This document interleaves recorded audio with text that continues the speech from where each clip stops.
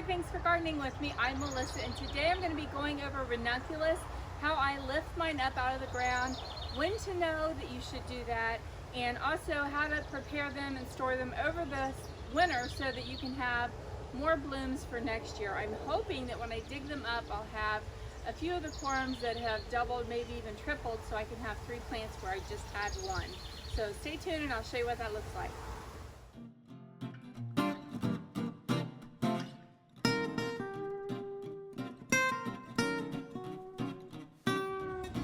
So as you can see here, this is where I had my ranunculus, and some of them are still green. The ones that are in more of the sun are turned completely brown, but obviously I'm not going to get any more flowers this year. Ranunculus kind of just fade away once it starts to get hot outside. So now's the time to dig them up and store the corms for next year. A bunch of little seedlings coming up, and those are all zinnias, except for this one, which is from a helicopter. Those helicopters, oh my goodness. But those are all zinnias, so they'll take the place of the ranunculus. So it's going to take a little while, but my gosh, a package of seeds is $2.99. So for $2.99, I'm going to get just this whole bed will be completely full of zinnias, and that'll be beautiful. This bed is really coming along right now. My pansies are still doing beautifully. All my hydrangeas are just getting ready to explode. My foxglove back there is about done. And then I have to cut the seed heads off of this lupin because it's got little baby shoots that are coming up. Let's see if I can get them in here. There it is, coming up and starting to flower, and they'll be hindered if I don't take the seed heads off. So really there's nothing to it. You just dig it up. You want to cut out far enough to where you make sure that you don't damage the corum. And then when you pull it up, you'll see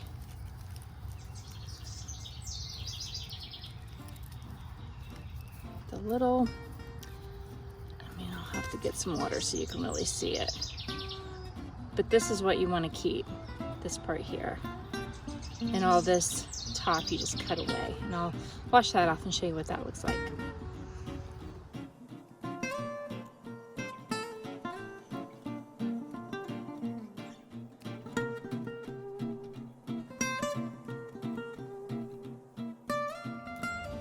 So this is what I do. This is how I clean them off. I just have this in a bucket of water and just kind of swish them around. You could also just blast it with the hose and get all the soil. You want to get all the soil out of there, so I'll probably have to blast this one with the hose. And then you just cut the top off like that and get rid of any of those stringy roots that are coming out, because those don't really do you any good. And I'll need to get the rest of the soil out, and then you just sit this out for at least 24 hours to dry. Okay, so I wanted to hit this one with the hose so you can see it, and hopefully you can see that this one corum has multiplied into 1, 2, 3. So now, while they're nice and pliable, you just pull them apart with your hands. Hopefully this one will pull apart. There we go. And now, next year, I have 3. So that's pretty exciting. So out of 1 plant, you get 3. And I mean, just with a minimal amount of effort, you know, it takes you 5 minutes. And here they are, all rinsed up and ready to just dry out. Like I said, 24 to 48 hours, just let them dry really well. And then I will put them in that container and store them in the basement for the winter. And then in the spring, I will get them out and pre-sprout them. And if you want to see how to do that, I have a video that I'll link this to at the end.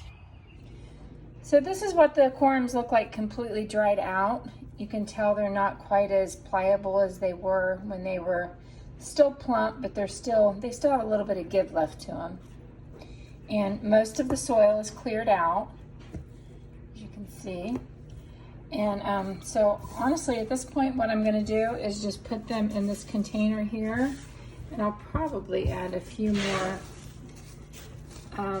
different kinds of bulbs to this container as well, because this is really kind of overkill for just these few little corms. But I'll put them down in there, and that'll keep them to where they won't completely dry out, because you can feel that this has a little bit of moisture to it, but it will keep them from getting wet, which you don't want them to get wet. Now, I would recommend checking on them maybe around January and just kind of seeing what they look like and seeing if you need to give a little spritz to the water or something.